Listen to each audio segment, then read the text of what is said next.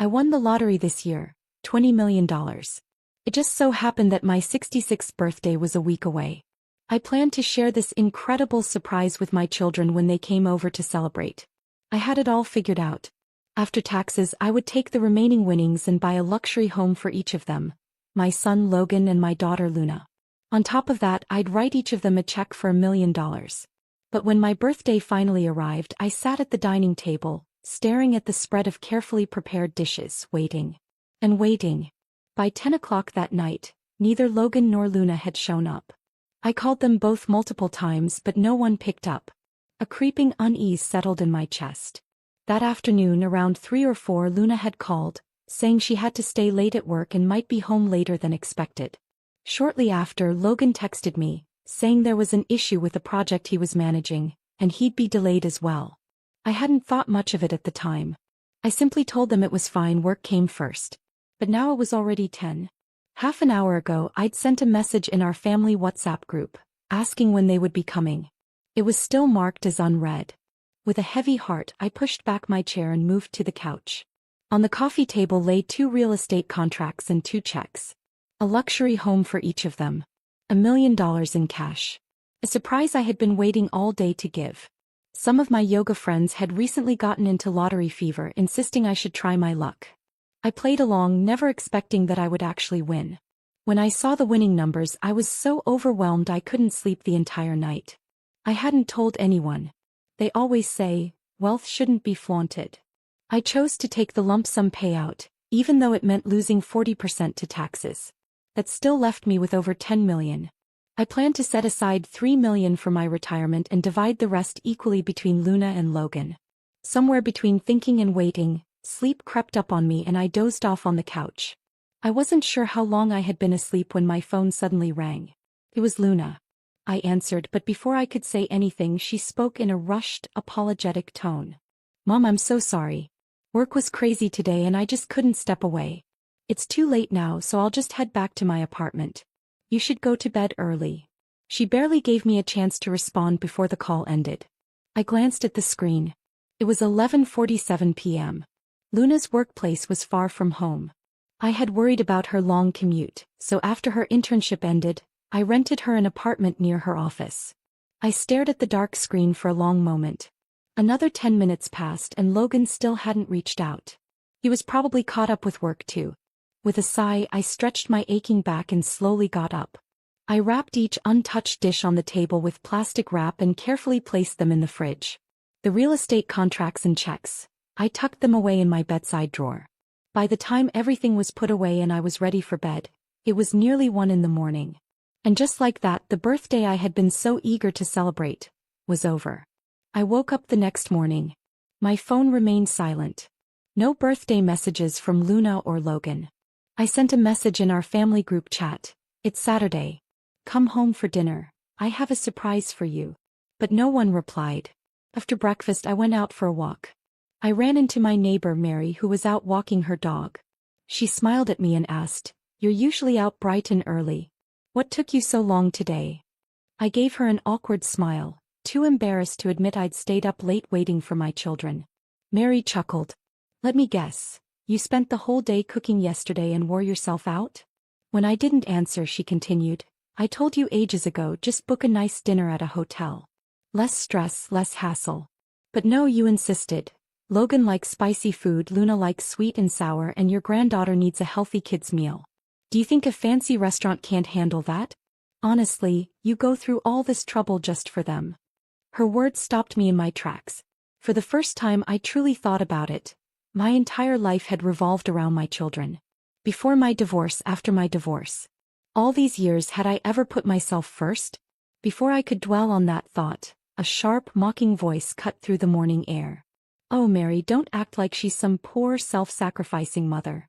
He just loves to show off. Always bragging about how devoted Logan and Luna are. What a joke." I turned toward the voice. It was Sammy, an old neighbor I never got along with.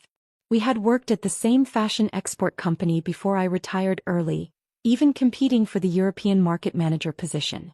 I got the promotion. My French was more fluent and my skills outmatched hers.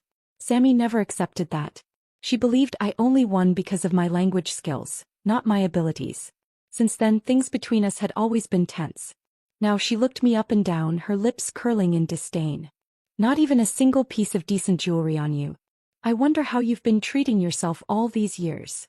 I had no interest in arguing with her, so I turned to Mary. I'm heading outside the neighborhood for a bit. You two chat. I started walking away. But Sammy stepped in front of me.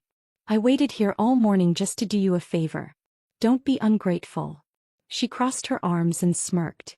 Last night was my grandson's birthday. We had dinner at a restaurant and guess what? I saw the most ridiculous show. I exhaled sharply. Thanks for your concern, but I'm not interested. Can I leave now? Sammy's face darkened. With an irritated huff, she pulled out her phone, scrolled through her album and shoved the screen in my hand. I don't need to explain anything. Just watch. I reflexively tried to push it back, but the moment my eyes landed on the screen, I froze. It was a video. A woman in a red dress, her hair elegantly pinned up, smiling warmly as she greeted guests. I recognized her instantly. Chloe. My ex-husband Jeff Smith's mistress. Standing beside her, linking arms with her affectionately. They were laughing, talking, looking radiant together.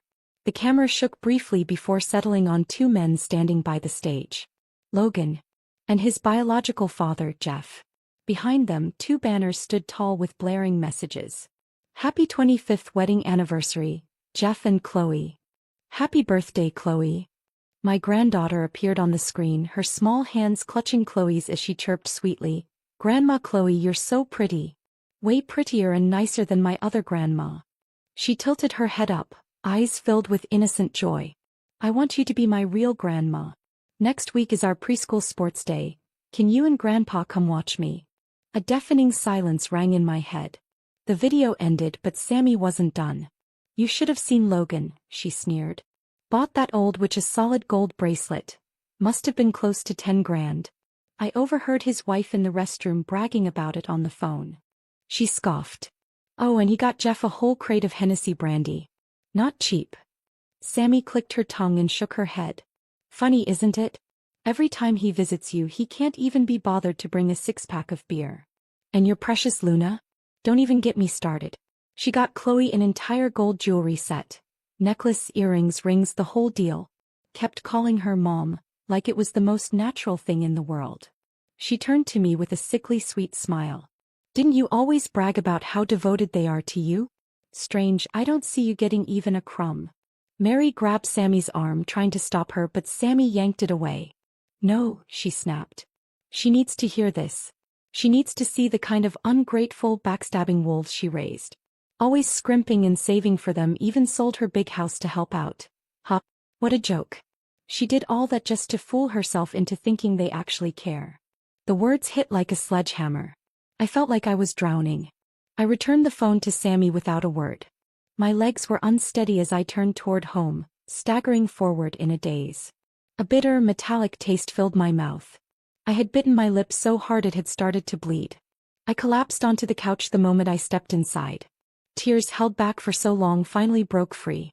I covered my face as if that could somehow contain the flood of anguish threatening to drown me. But no matter how tightly I pressed my hands against my eyes, the past clawed its way to the surface, relentless and cruel. Memories surged forward like a runaway carousel, peeling back old wounds I had spent years pretending didn't exist. My marriage to Jeff Smith had been a disaster.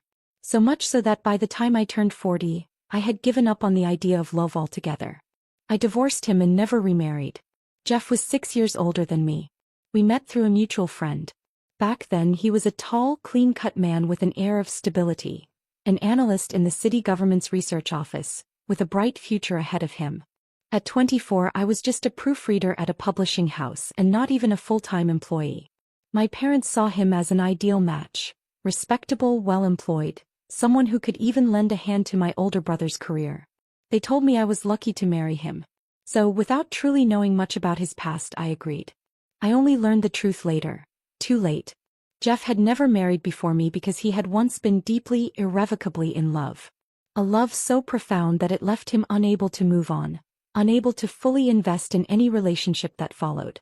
Marrying me had simply been convenient. By the time I understood this, there was no undoing it. A year after we met, we were already married. We weren't overly affectionate, but we coexisted peacefully. There was respect even if there was little passion. I convinced myself it was enough. Not every marriage needed to be a whirlwind romance. Stability was good. Predictability meant safety. In the third spring of our marriage, I gave birth to twins, a boy and a girl. Thrown headfirst into motherhood, I was overwhelmed. 2 crying infants, sleepless nights, a body still healing from childbirth. I felt like I was drowning. And I wanted to go back to work. I asked Jeff if his mother Laura could come help for a while. But every time I brought it up, he made excuses. His father was sick. His mother was too busy. She simply couldn't spare the time. Days turned to weeks, weeks to months. By the end of the year, Laura still hadn't come. My publishing house couldn't wait forever. When I failed to return, they gave my position to someone else. I was heartbroken but helpless. Then came the twins' first birthday party. Laura didn't show up. That was when resentment first took root in my heart. She was their grandmother, yet in an entire year she had barely visited them. Jeff must have noticed my mood because that night he finally gave me an explanation. His mother, he said, had suffered a bad fall while cleaning the house. She had injured her lower back and had been recovering in bed all this time. She hadn't told us because she didn't want to worry us. Guilt hit me like a wave. I had been angry at her, suspecting her of indifference, while all along she had been injured. After the party, Jeff's aunt came over to see the children. I pulled her aside, concern tightening my chest. "How bad is Laura's injury?" I asked. "Does she need better medical care? Maybe she should come to a hospital in San Francisco." As I spoke, I reached into my purse, taking out $1,000. "Can you give this to her when you go back? Just in case she needs anything." Jeff's aunt hesitated. A strange expression crossed her face, half amusement, half pity. For a long moment she didn't say anything. Then finally she let out a small, mirthless chuckle. "Laura doesn't have a back injury." I stared at her, confused. She sighed and gave me a look I couldn't quite decipher. I wasn't going to say anything. "But every time I visit, I see you struggling to raise those babies alone, and it just doesn't sit right with me." She glanced around, then leaned in. "The truth is, Jeff arranged for his mother to be a full-time nanny. For someone else." I blinked. "What?" "She's been working as a free babysitter," Jeff's aunt said, voice low. "For who?" My stomach twisted. "Maybe Jeff's boss," she said flatly. "The guy travels a lot and his wife needed help with their kids. Jeff sent his mother to take care of them." I felt something sharp and cold lodge itself in my throat. I barely managed to whisper, "So, she could take care of his boss's children but not her own grandchildren?" The aunt nodded. A suffocating weight settled on my chest. She sighed again, then murmured, "I shouldn't be telling you this, but keep an eye on Jeff. Make sure no one steals him away." Her words sent a shiver down my spine. Then she patted my arm, turned and walked away. I stood there frozen, watching her retreating figure, unable to breathe. The words from Jeff's aunt were like a thorn lodged deep in my skin. That night I tossed and turned, unable to sleep. The next morning after Jeff left for work, I stepped into his study. I rarely entered this room, only when cleaning, and even then I never touched his personal belongings. I had always believed that even in marriage there should be personal space. The study was simply furnished. 2 walls lined with bookshelves, a desk and a chair. I sat down, pulling open his desk drawer. Inside were a few letters, his office's metal badge, an address book, and some unimportant documents. At the very bottom of the drawer I found a black and white photograph. I carefully pulled it out. It showed 5 people. Jeff stood next to a young woman wearing a white floral blouse with ruffled sleeves, her long hair braided into 2 plaits. I didn't need anyone to tell me. The unspoken connection between them was unmistakable. A woman's intuition, perhaps. I flipped the photo over. In the bottom right corner, delicate, elegant handwriting read, "Bound by heart, love buried deep. April 1969. The writing was soft and graceful, likely hers. 1969. That was Jeff's final year of college. My gaze swept across the study, finally landing on a locked cabinet at the bottom of the bookshelf. Minutes later I found the key hidden in the spine of how the steel was tempered. That night, after putting the twins to bed, I forced myself to sit down and read. Dozens of letters.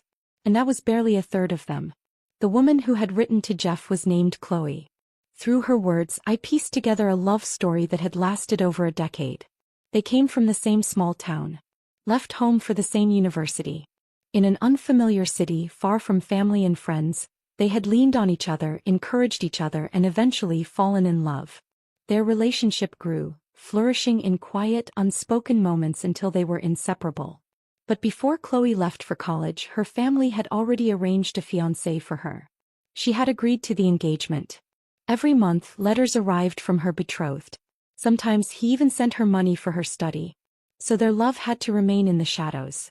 By the time they graduated, most students returned home to find work. Chloe's fiancé's family had wealth and connections. They secured her a job teaching French at a prestigious private school. Meanwhile, Jeff, after 2 years of applications, had finally been admitted to a prestigious university up north for graduate school. One married. The other left. But the letters never stopped. When I was newly pregnant with the twins, Chloe had written to Jeff, complaining about the exhaustion of balancing work and childcare. Her husband, always away on business trips, barely acknowledged their existence. She was overworked and overwhelmed, constantly sore from carrying the burden alone. Jeff, heart aching for her, sent his mother Laura to help raise Chloe's daughter. That revelation alone was enough to shatter me. But the next letters, those were the ones that gutted me. Every time Laura takes care of me, I feel both guilty and happy. I want to call her mom, but I don't know in what capacity. I feel terrible for your wife. You barely make $1,500 a month, yet you still send me $500 in secret. If she ever found out, she'd throw a fit. You said your wife had twins? Well, the only thing I've ever seen give birth to 2 at once is my dog. I can't even imagine how big she must have been. Just the thought is horrifying. My coworkers joke about how I always get so many letters. I tell them they're from my husband, my love. They think I'm talking about Bruce, the man I married. The inked words reeked of forbidden intimacy, a humid, suffocating closeness that made me physically ill. That evening when Jeff came home, I threw the letters in his face. Screaming. Fighting. It was a war zone. I had just given birth, I was physically and emotionally exhausted, and now I was unraveling completely. And him? He just stood there, his face impassive, watching my breakdown with a chilling detachment. As if I were a stranger. Only when I had exhausted my voice, trembling from rage, did he finally sigh in irritation. "Are you done?" he asked, his tone bored. "There's nothing between us. Just letters. If it bothers you so much, I'll stop writing them." His words made my fingers go numb, made my legs go weak. But I didn't even have the luxury of breaking down. The twins, hearing the shouting, had woken up and were now wailing from their room. Jeff locked himself in his study. Ignored everything. I wiped my swollen eyes and forced myself to my feet. The babies were hungry. They needed their nighttime bottle or they wouldn't stop crying. But when I went to the kitchen, the can of formula was empty. A crushing wave of despair crashed over me. I had reminded Jeff for days that we were running low on formula. I had asked him, begged him, to pick some up on his way home. Even that morning before he left for work, I had reminded him again. But he had forgotten. And now it was too late. Something inside me snapped. I stormed to his study and kicked the locked door open with all my strength. The sight inside made my vision blur with rage. Jeff was sitting at his desk, gently tracing his fingers over Chloe's face in a photograph. His eyes, filled with deep affection and longing, froze when he saw me. I strode over, snatched the photo from his hands and tore it to pieces. Then I flung the scraps at his feet. "Jeff Smith, you are a lying, heartless bastard," I screamed. "I want a divorce." For the first time he froze. When he finally snapped out of it, he panicked. He scrambled to gather the torn pieces of Chloe's face, carefully tucking them into his pocket as if they were the most precious thing in the world. Then he turned on me, his face contorted with fury. "You're insane. A hysterical, irrational shrew," he bellowed. He tried to storm past me. I grabbed his sleeve, refusing to let him go. His eyes burned red with rage. With both hands he shoved me hard. I wasn't prepared. The force sent me flying backward, my lower back slamming against the sharp corner of the desk. A searing pain shot through me. I couldn't breathe.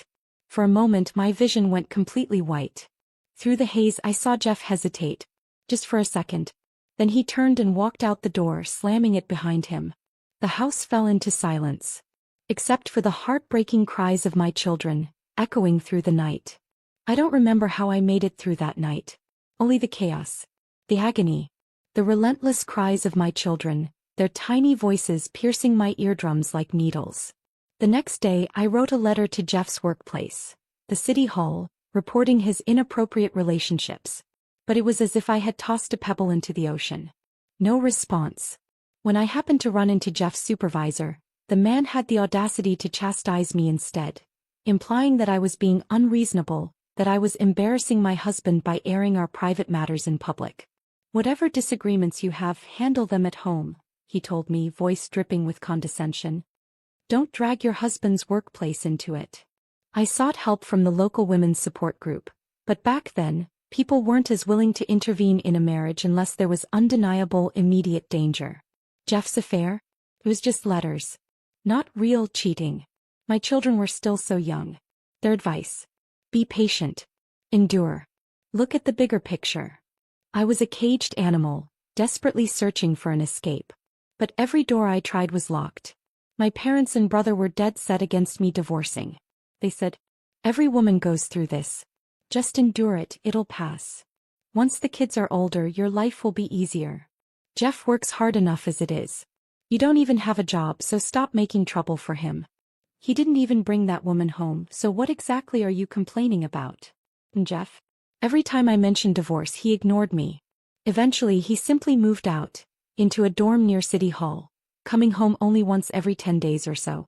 The children were too young to understand. They sucked on their tiny fingers, babbling their first words, oblivious to the growing rift between their parents. For their sake, I swallowed my pride. Again and again. Like so many women trapped in broken marriages, I had become weak the moment I became a mother. And I had two weaknesses. 7 years.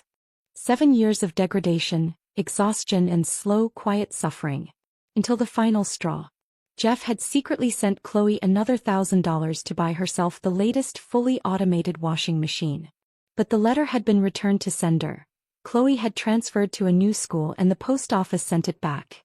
I read his words, and for the first time I felt something inside me snap. We didn't even have a semi-automatic washing machine. In the dead of winter, I was still scrubbing my children's dirty clothes by hand, my fingers raw from the cold. That night I confronted him. We fought. For the first time he lost control. Furniture was overturned, a vase hurled at my head, shattering just inches behind me. I didn't hesitate. I called the police. Then I called a local news station, asking them to report on how I had nearly been disfigured by my violent husband. The scandal erupted. It spread like wildfire, reaching not just City Hall but the state government. Jeff's upcoming promotion, his transfer to a higher state-level position, was immediately revoked. And as younger, more educated officials entered City Hall, his career stagnated. He was demoted. He spent years stuck as an administrative assistant, filing paperwork in the archives. Only then, when he had lost everything, did he finally sit down and agree to a divorce. Took 2 months of relentless fighting. Jeff refused to let go of Logan. If you want a divorce, he said, I keep our son. I agreed. When it came to money, I was ruthless. I threatened to expose his affair with Chloe, to ruin her reputation. In the end, I forced him to return every cent he had spent on her. I had no way of knowing the full amount, but I threw out a number: $50,000. By then his salary had risen to just over $2,000 a month. 50 grand wasn't an impossible sum, but it wasn't pocket change either. Jeff, of course, didn't want Chloe to suffer. But he also couldn't stomach the humiliation of borrowing money from friends. So he mortgaged his parents' house and took out a loan for 50 grand. I'll never forget his expression when he handed me that check. If looks could kill, I would have died 1,000 times over. The house we had lived in belonged to Jeff before our marriage. I left it behind. But I took everything inside. Even the old stew pot that had been patched up twice. I hauled it all to the flea market and sold every last item. Then with Luna in my arms I walked away. Logan was taken in by Jeff's parents. From that day forward, the only connection Jeff and I shared was the occasional exchange of our children. When my father found out I had actually gone through with the divorce, he was furious. I had defied him. So he never came to see me again. My mother? She would sneak visits behind his back. But she never offered support, only endless sighs and tearful laments. She never once asked me what I planned to do next. Never once asked me how I would survive. I was disappointed, but I no longer begged for love that would never come. The road ahead was uncertain, difficult and unforgiving. But at least I had cut myself free from that disgusting, rotting marriage. At least I was no longer the discarded wife in someone else's love story, pathetically struggling to hold on. After the divorce, I used the money I had secured to buy a 650 square foot apartment. It wasn't much, but it was mine. I bought a few pieces of furniture, transferred Luna to a new school, and once everything was settled, I turned my attention to something I had been looking forward to: payback. I penned a commendation letter to Bruce, Chloe's husband. I praised his wife's unwavering kindness, her years of tender care and devotion to Jeff. Bruce wasted no time. He filed for divorce immediately, standing before the judge in tears, declaring that his wife had been in a long-term extramarital affair. Unlike what I had experienced, no one told him to endure. No one dismissed it as just a few letters. Instead, everyone condemned Chloe, calling her shameless, immoral, a disgrace. Their divorce was finalized in record time. At the same time, Chloe was fired from her teaching job, accused of accepting bribes from students' parents. Whether she actually did or not, only Bruce would know. I didn't bother following their lives after that. I was too busy building my own. I found a job as a merchandise coordinator at an apparel export company. I had to learn French, master international trade, and juggle raising Luna. There was no time for petty gossip about people I had long since left behind. 5 years later, I was promoted, becoming the head of European sales operations. And Jeff? He never moved up. He remained stuck in the same stagnant position at City Hall. With no career prospects left to worry about, no reputation left to protect, he finally married Chloe. He even took out a loan to throw her a lavish wedding. But the person who suffered the most from their union was Logan. Anytime Logan and Chloe had a conflict, Jeff always sided with Chloe. I will never forget that night, Christmas Eve years ago. Logan arrived at my doorstep, his clothes tattered, his backpack filthy, his little hands frozen. The moment he saw me, he threw himself into my arms, sobbing, "Mom, I never want to go back to that house again. I hate them." Through his gasping tears, I finally got the story. With Christmas approaching, Chloe had made roast beef ribs for dinner. Logan, unable to resist the aroma, had snuck a piece. Chloe caught him, and she slapped him. When Jeff came home and heard what happened, he didn't reprimand Chloe at all. Instead, he scolded Logan, telling him it was wrong to steal food. Chloe, emboldened, had smugly ordered him to stand outside in the cold to reflect. It was freezing outside. Logan, humiliated and furious, had run to his room, grabbed his backpack and run straight to me. "Mom, can I stay with you? Can I never go back?" Looking at his pale, chapped lips, his tear-streaked face, I pulled him into my arms and held him tight. From that moment on, he refused to return to his father's house. Chloe, of course, was thrilled. I don't know what she told Jeff, but the man who once fought tooth and nail to keep his son suddenly stopped resisting. Instead, he sent over all of Logan's belongings, as if discarding an unwanted item. For the first 2 years, Jeff still sent child support checks. Then one day they stopped coming. And that was it. I raised both my children alone. I taught them right from wrong. I put them through school. I saved money to buy them cars, even homes. No. They betrayed me just like their father did. It felt as though I had cried my last tear that night. Outside the window, the darkness slowly swallowed the final traces of daylight. I forced myself to stand, my legs shaky as I made my way to the bedroom. Lying in bed, I felt like a fish gasping for air, desperately searching for oxygen. Then the sound of keys turning in the lock echoed through the quiet house. Luna's voice followed. "Mom, we're back." I didn't move. I didn't answer. Logan's confused voice came next. "Mom's not home? Didn't she tell us to come for dinner this morning? Why hasn't she even cooked?" Luna let out a sigh. "Who knows? She's been getting more and more annoying these past 2 years. So sentimental all the time. Every time I'm around her, I feel suffocated. It's so much easier being with Chloe. She'll keep your voice down. If Mom hears you, she'll be upset. So what if she is? Are we really supposed to never see Dad again just to make her happy? He's still our father." Their conversation continued in hushed tones. Then my bedroom door creaked open. A small, warm body barreled into me. Vivian. Grandma, are you playing hide-and-seek with us? I found you. The voices in the living room fell into a sudden silence. Seconds later, both Logan and Luna rushed in. The light flicked on. Logan froze in place. He stood there rooted to the floor staring at me, his mother, lying in bed, face streaked with dried tears. His lips parted, his voice barely above a whisper. Mom. Luna hesitated in the doorway, her expression unreadable. The room was heavy with silence. After a long moment, she cautiously stepped forward, reaching for my hand. Mom, I'm sorry, she murmured. We were so busy yesterday. That's why we couldn't come. Are you mad at us? I stared at her, unblinking, saying nothing. She shrank under my gaze, her voice growing smaller. Mom, I had to work overtime. It wasn't my choice. You know this is an important time for my career and... Logan chimed in quickly. Yeah, Mom, we really did have to work. But we're here now, aren't we? We came to celebrate with you today. Come on, get up and have some cake. I looked at them, really looked at them, and all I could see was Jeff. The way they lied so effortlessly, the way they twisted their words trying to placate me just as he had once done. Had I been fighting against something impossible all along? Had all my efforts, the love, the sacrifices, the endless nights of working myself to the bone for them, meant nothing against the weight of their bloodline? Grandma, I want cake. Vivian tugged at me with her tiny hands, her impatience nearly pulling me off the bed. Logan quickly slipped my slippers onto the floor and helped me sit up, his voice filled with forced warmth. Mom, Vivian's been so excited all day about celebrating your birthday. He kept saying how much she missed you. The moment her dance class ended, I brought her straight here. They half led, half dragged me to the dining table. On it sat a 6-inch cartoon cake.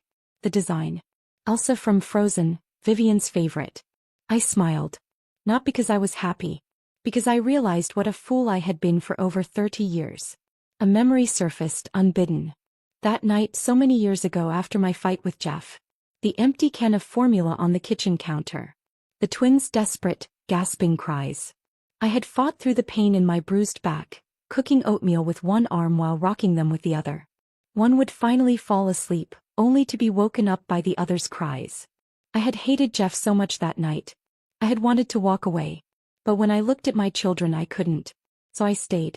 I stayed and I fought for them. For years I worked endlessly to provide for them. I learned French, international trade, everything I needed to climb the corporate ladder. To earn just $1,000 extra a month, I had fought tooth and nail against Sammy for that manager promotion. Now they had gone to that woman's birthday party. Now they had gifted her gold bracelets, expensive liquor, an entire jewelry set. Me. At 66, the only birthday cake I got was whatever my 5-year-old granddaughter happened to bring. Suppressing the anguish rising in my chest, I pulled out a chair and sat down. Then in a calm, even voice I said, "Sit down. I have something to say." Logan and Luna exchanged a glance before hesitantly sitting across from me. Vivian, thinking we were about to start eating, stared at the Elsa figurine on the cake, her eyes bright with anticipation. I looked directly at my children and got straight to the point. You didn't come yesterday because you were at their anniversary party, weren't you? Their faces instantly changed. Luna's brows furrowed.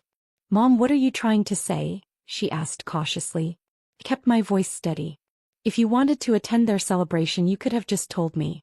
There was no need to lie about working late and make me wait until midnight. Luna stiffened, her complexion paling. Logan lowered his head in guilt.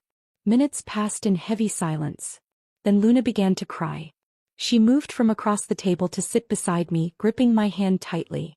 Mom, let the past go, she pleaded through her tears. You have to stop holding on to this. Dad has connections, resources. He can help me and Logan. Why should we struggle when we could ask him for help? Mom, we've had it hard too. Can't you try to understand us?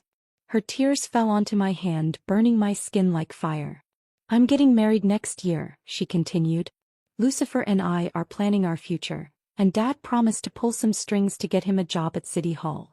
She looked at me then and her next words pierced straight through me. If I can't rely on Dad, am I supposed to rely on you? I stared at her, feeling as if I were seeing her for the first time. Logan had settled down young, marrying right after college. Luna, on the other hand, had gone to grad school, then thrown herself into work, always pushing herself harder and further. The more educated she became, the more successful she was. The colder she became, the more she weighed pros and cons before making every choice. She shifted uncomfortably under my gaze, avoiding my eyes. Instead, she stared at the Elsa cake and murmured, "Mom, I've been holding this in for a long time. If you hadn't caused that scene at City Hall, Dad never would have divorced you. Logan and I wouldn't have had to struggle the way we did. Dad wouldn't have ended up a low-ranking government worker until the day he retired. If you had just endured, things would have been different for all of us." "Luna, stop." Logan snapped. She flinched, then let out a bitter chuckle. "Am I wrong?" she shot back. "If Mom hadn't insisted on leaving Dad, Chloe never would have had a chance to replace her. But Mom made her choice back then, so why is she still holding on to the resentment?" She clenched her fists. "Besides, Chloe and Dad only got together years after your divorce. She wasn't a homewrecker." Her face was flushed, her voice rising in fervent defense. Then she turned back to me. "Mom, let it go. Stop drowning in your own bitterness. You can't pass your hatred on to me and Logan. No matter what you say, Dad is still our father." I stared at her. This was not my daughter. Not the daughter I had raised, not the child I had sacrificed everything for. My fingers trembled as I pointed to the door. "Get out. Both of you. I don't have children like you." A long, suffocating silence followed. Then slowly Luna stood up. Her voice was eerily calm. "Fine, Mom. We should all take some time to cool off. I won't be coming back for a while." She grabbed the cake from the table and called out to Vivian. "Vivian, let's go have the cake at Auntie's place." Vivian hesitated, glancing at me before slowly sliding off her chair and reaching for Luna's hand. Hand in hand they walked toward the door. Logan lingered. Outside, Luna's impatient voice rang out. "Logan, hurry up. What are you waiting for?" He picked up his coat and looked at me. "Mom, just calm down. I'll go talk to Luna." Then he too left. As the door began to close, I heard Vivian's small voice. "Does Grandma not want us anymore?" Luna's reply was sharp and deliberate. "That's right. You don't have a grandma anymore." Vivian cheered. "Yay. That means Chloe is my real grandma now. Tomorrow, I'll ask Grandpa and Grandma Chloe to come to my school's sports day." The voices faded as the door shut. I stood there staring at the closed door. For a long, long time. The metallic taste of blood filled my mouth. No matter how hard I tried to erase them from my mind, the pain in my chest was crushing. But I would get used to it. I had survived worse. Hadn't I? Slowly I steadied myself, pushing off my knees to stand. I walked to the drawer, pulled out the 2 real estate contracts I had prepared for them, and tore them to shreds. If they had their father now, if they had a new mother, then I had no more reason to care. From this moment on, I no longer have a son or daughter. On Monday morning I went to a law firm and hired an attorney to draft my will. Upon my death, all my assets would be donated to charity. I also put Logan and his wife's house, still under my name, up for sale. Since they weren't home, I used my spare key to let the real estate agent in to take photos of the property. As I stepped out of the agency, my phone rang. It was the realtor I had spoken to about the luxury villa. "Ms. Isabel, when would you be available to sign the contract? If you complete the purchase this month, we're offering 2 years of free property management services." I politely declined. I won't be moving forward with the purchase. The salesperson pressed for a reason, but I barely heard them. My mind had already drifted to several years ago. Back when Logan got married. At the time I sold my old home, the one I had bought decades ago, for $60,000. Thanks to the good school district, I managed to sell it for $250,000. I had planned to use the money as a down payment on a house for Logan and his wife. But they weren't satisfied with that. They had their eyes on my bank account too. They even wanted me to take out the mortgage in my name. To entice me, they offered to add my name to the deed and make me the primary mortgage holder. I refused. Instead, I gave them 2 choices. One, that I pay the down payment but they handle the mortgage themselves. The deed would be in their names. 2, that I take out the mortgage in my name, but the house remains solely under my ownership. They could live in it and I would rent elsewhere. When I passed, the property would be split equally between Logan and Luna. They debated for days before ultimately choosing the second option. "And Luna? She was never shortchanged either. She attended a private university, where tuition alone cost $15,000 per year. After graduating, she took a 2-year gap before grad school, during which I fully supported her. Between living expenses, travel, and personal costs, I must have spent at least $100,000 on her. Even now, the apartment she rents? I pay the rent every quarter. They drain me dry. And back then I was foolish enough to think it was worth it. I believed that after I retired I'd have $5,000 a month in pension, which would continue to increase. I had long-term care insurance and a fixed annuity plan that would pay out principal and interest when I turned 70, ensuring I had a secure future. So I never denied them anything. Not once. Now looking back, what a fool I had been. A lifetime spent working, sacrificing, and giving, only to be betrayed by the very people I had dedicated my life to. I terminated my lease on my rental apartment. Then I bought myself a move-in-ready villa, a cozy house with a private garden. I hired a housekeeper to take care of cooking and chores. For the first time in my life I lived for myself. But peace never lasts long. My phone was soon bombarded with calls from Logan. I blocked his number. Moments later my phone rang again, this time from Michelle, his wife. I hesitated, then answered. There were still a few things left to say. The second the call connected, Logan's furious voice exploded through the speaker. Mom, what the hell are you doing? How could you send a lawyer and a realtor to our house? Are you seriously selling our home? Have you lost your mind? His entitled outrage made my stomach turn. He wasn't asking, he was demanding. He was acting as if I owed him something. Luna always said you were difficult, he sneered. I used to defend you, but now I see she was right. Just because we missed your birthday, you're making such a big deal out of nothing. No wonder Dad left you. If I were him, I'd choose Aunt Chloe too. Even though I had already given up on them, his words still sent a fresh wave of fury through me. I let out a cold laugh. Perfect. Since you've chosen Aunt Chloe, let her buy you a house, then. That home is legally mine and I'm selling it. So pack up and move out. Otherwise, my lawyer will be filing charges for illegal occupancy. I paused, then added. Oh, and do pass a message to Luna. Her landlord has been asking about her next rent payment. I won't be covering it anymore. Before he could spit out another protest, I hung up. Then I blocked all their numbers. I shut my phone off. And for the first time in my life, I let silence be my companion. That weekend I went to a pet rescue center and adopted 2 cats. I filled my garden with flowers, vines, and shrubs. One afternoon I sat on my balcony, a cat curled in my lap, soaking in the warm sunlight. Then, a knock at the door. My housekeeper came upstairs. Ma'am, there are 2 police officers here to see you. Confused, I went downstairs. Turned out, Logan and Luna had been unable to contact me for months and had reported me missing. Right in front of me, the officers called Logan to inform him that I was safe. An hour later, they arrived at my doorstep. Not just Logan. Not just Luna. But someone I never expected to see. My older brother, Jack. After the police left, the 3 of them stood in my garden, taking in the house with wide eyes. Luna was the first to break the silence. Mom, how much do you make as a housekeeper here? I rolled my eyes and ignored her. It had been months since I last saw them. Logan looked unkempt, his face shadowed with stubble, his clothes wrinkled and disheveled. Luna didn't look much better, tired, tense, and visibly stressed. I sighed. What do you want? You're not welcome here. Leave. Logan ran a hand through his hair in frustration. Mom, it's been long enough. Don't you think it's time to drop this? The lawyer actually sued me over the house and now Michelle is threatening divorce. Just tell him to drop it. A month ago, my lawyer had informed me that Logan was refusing to leave. So I had filed a lawsuit against him. I met his gaze without hesitation. If you move out within 3 days, I'll withdraw the lawsuit. Logan looked stunned, as if he couldn't believe I was being this ruthless. Before he could respond, Luna stepped forward. She stretched out a hand expectantly. Mom, about the $100,000 wedding gift you promised me. Can you give it to me now?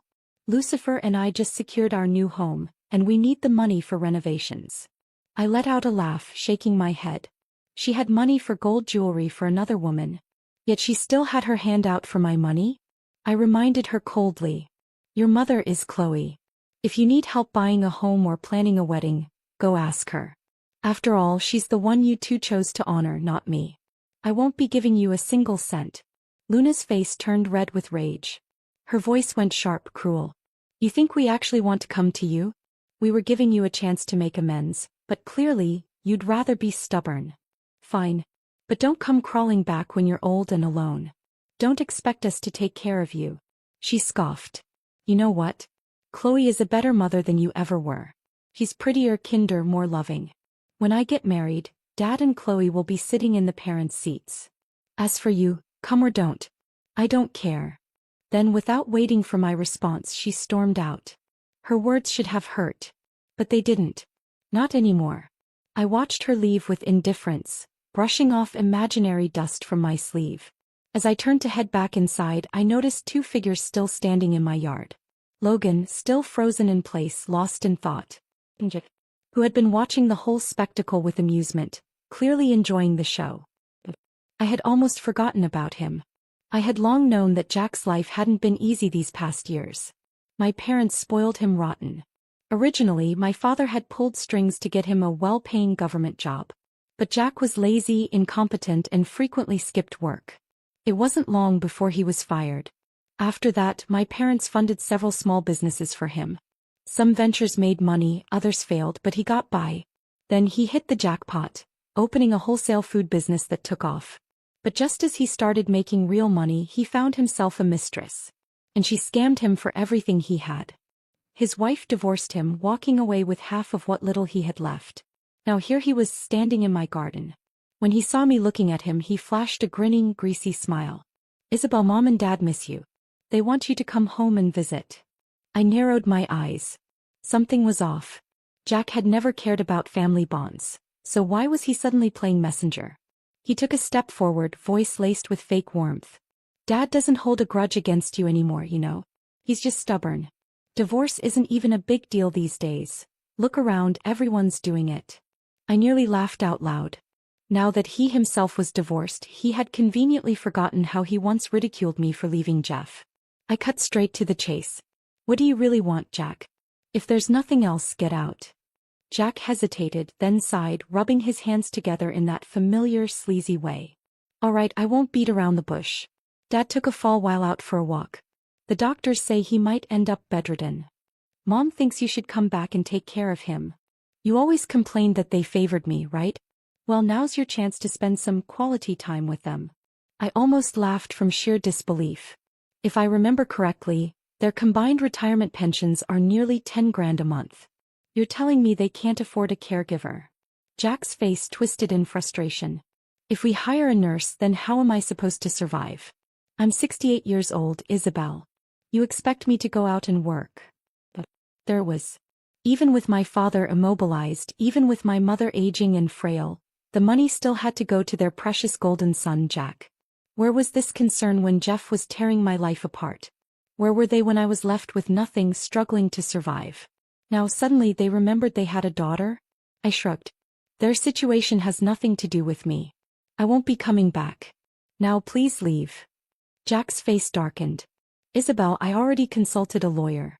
Even if you've been estranged from them for years, you are still legally obligated to support them. I smiled indifferently. Then sue me. If a judge orders me to pay, I'll comply. But until then, not a single penny. I called security and had them escort him out. As expected, Jack never took legal action. He had always been too lazy to go through that kind of effort. Instead, he dumped our parents into a rundown nursing home. His only instruction to the staff? Just make sure they don't die. After all, he still needed their pension checks to survive. 2 months later, I received a call from an unknown number. When I answered, the voice on the other end was faint, slurred. Belle. I froze.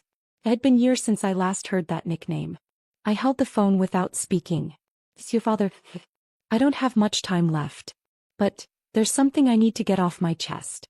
Before I go, I wanted to tell you I'm sorry. His breathing was labored, his words coming in painful gasps. He said a lot, more than I had ever heard him say in my entire life. I didn't listen to a single word of it. My father had always been a domineering, chauvinistic man. To him, a woman's only purpose was to depend on a man. He forbade me from divorcing because he didn't want me to be the one stain on his otherwise successful life. And when I did divorce, He was the first to crush me under his heel. Now on his deathbed he wanted to apologize? His words felt like a wet, frozen coat draped over my shoulders. Offered not to comfort me, but to remind me of the cold I had already endured alone. I didn't need it. Before I hung up, my mother murmured the address of their nursing home. I hesitated for a long time. But in the end I went.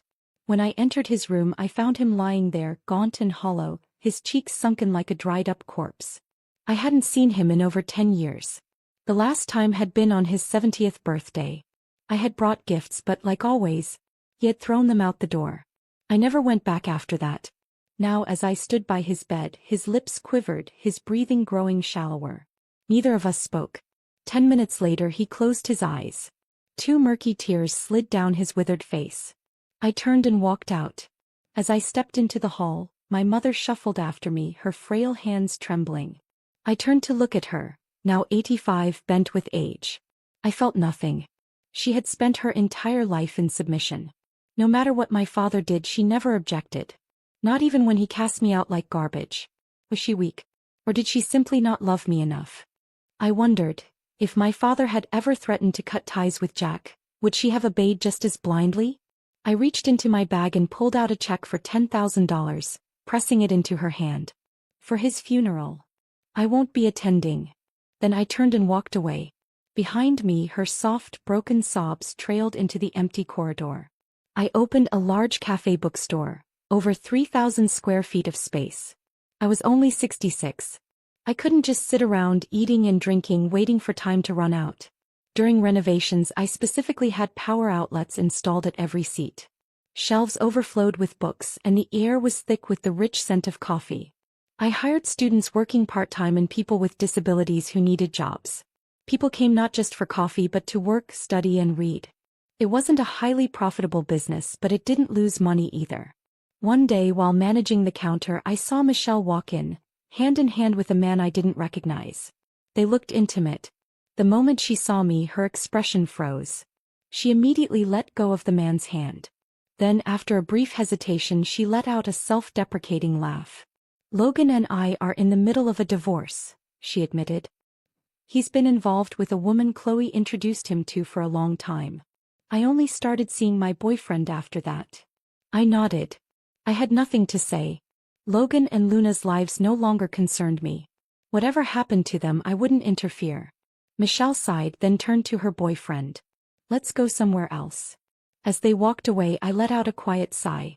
I could only hope that Logan wouldn't regret his choices. When Luna got married she didn't invite me. A friend sent me a video from the wedding. Along with a message. "Why is Chloe sitting in the mother's seat at Luna's wedding?"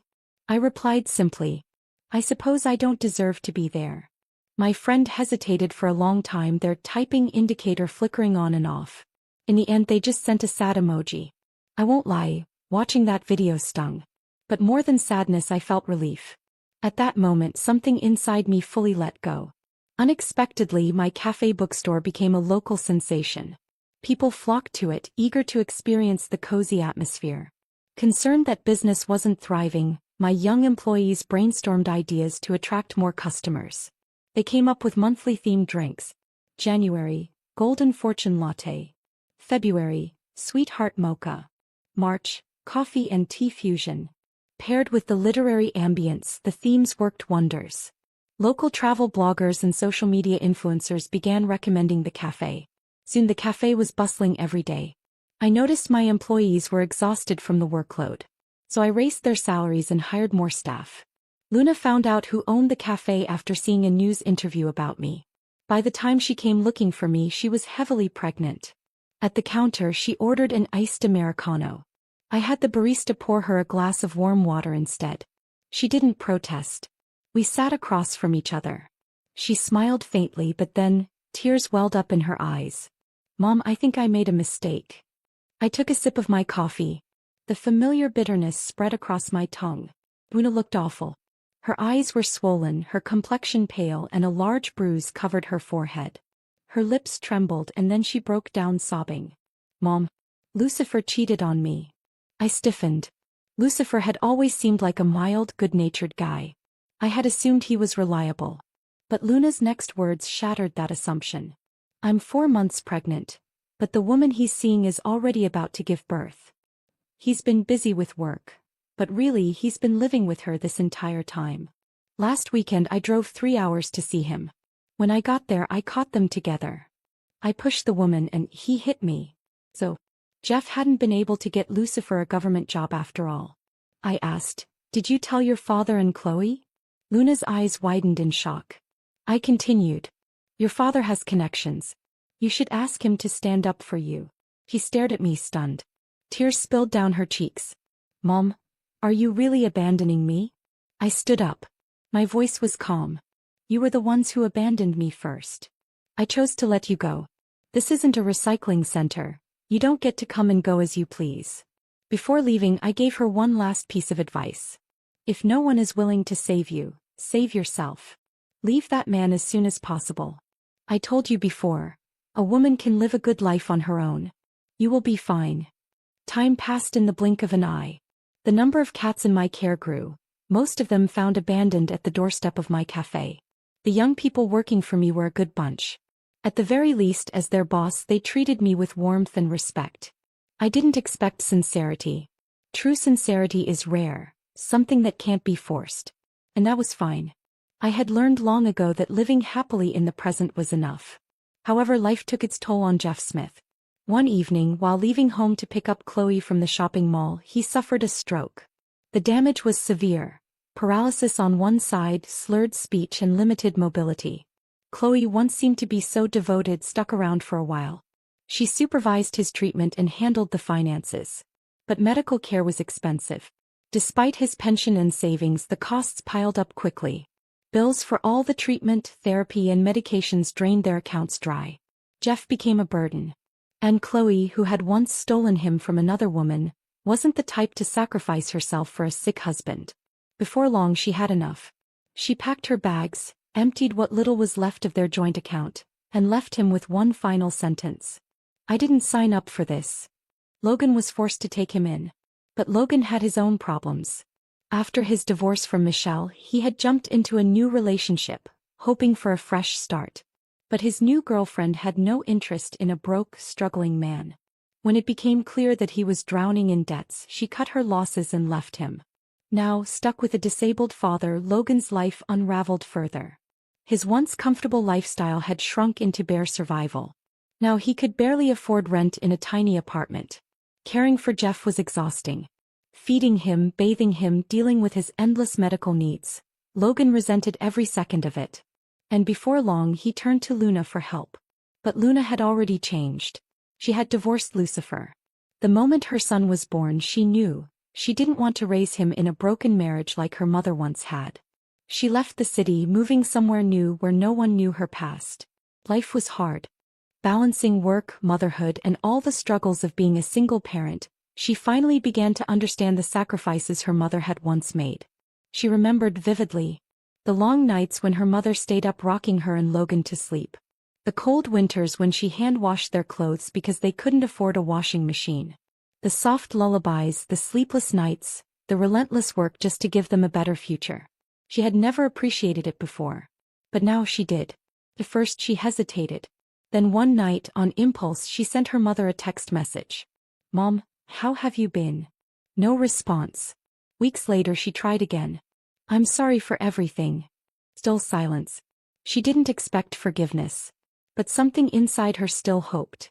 So every few months she sent another message. "I understand now. Everything you did for us. You must have been so tired. I don't expect you to answer. I just wanted you to know I think about you." No reply ever came from me. But still she sent them anyway. As for me, I read every single message. But I never replied. Some wounds, once cut too deep, could never be fully mended. But that didn't mean I wished her misery. If anything, I hoped that one day she would truly stand on her own 2 feet. That she would find her strength. That she would live for herself. Not for a man, not for approval, but because she deserved a good life. Time passed. My cafe bookstore thrived. My home was filled with warmth, books, and the soft purring of my cats. The people who once weighed me down. My father. My ex-husband. My children. They no longer controlled my life. There had been pain, betrayal, and loss. But I survived. And now I lived for myself. I had spent a lifetime giving, sacrificing, and enduring. Now I chose joy. No more regrets. No more burdens. Just the simple pleasure of a good cup of coffee, a peaceful afternoon, and the knowledge that, after everything, I had finally learned how to be free.